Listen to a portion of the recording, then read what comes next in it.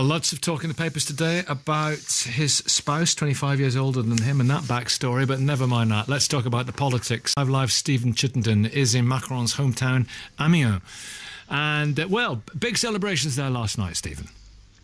I think there were, Nicky. We can speak to Jean-Christophe LORIC. He's the deputy mayor of Amiens. This is the town, of course, where it all started when Monsieur Macron came and launched En Marche just over a year ago. And Monsieur LORIC, you are a leading member of En Marche. Was it a big party last night? Lots of champagne?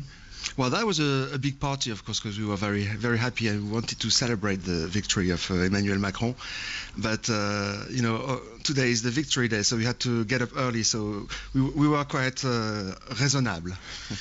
Bank holiday, too. It's a holiday here in France for Yes. the end to mark VE Day, the end of the Second World War.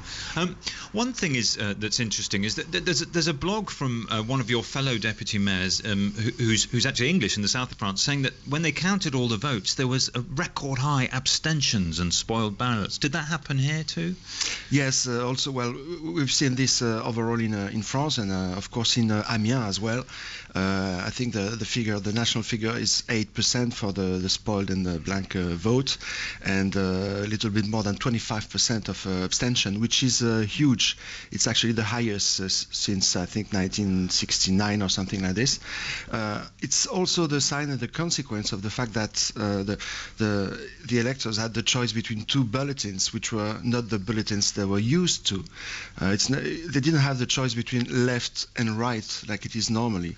They had the choice between far right, Madame Le Pen, which is nationalist, and the bulletin of Emmanuel Macron, who is more open, more pro-European, and who wants to stop this gap between left and right side of the political landscape. And he won. Your man won. And people in Britain will want to know what is his attitude to the UK, particularly to Brexit. Is he going to be tough on us? I'm not sure it's a question of being tough or not tough. It's the British citizens decided to get out of the European Union, and but we're still I won't say we're still friends, and we need to work in the long-term relationship. And I think he's going to be keen on finding solutions to of course let the Brexit happen, because it has to happen.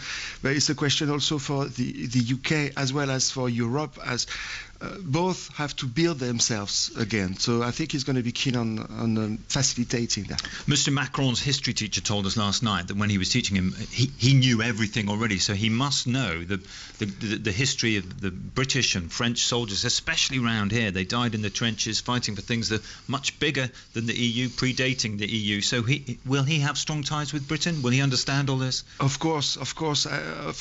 He's got strong ties with Germany. We've seen that he got in touch with Angela Merkel, which is natural, but especially in Amiens, he often refers to Europe and to Amiens and the Somme as a place where we have a lot of cemeteries, military cemeteries, and he knows that the ties between the UK and France and between the UK and Europe, even though the UK decided to get out, has to remain a strong link. Jean-Christophe LORIC, thank you very much.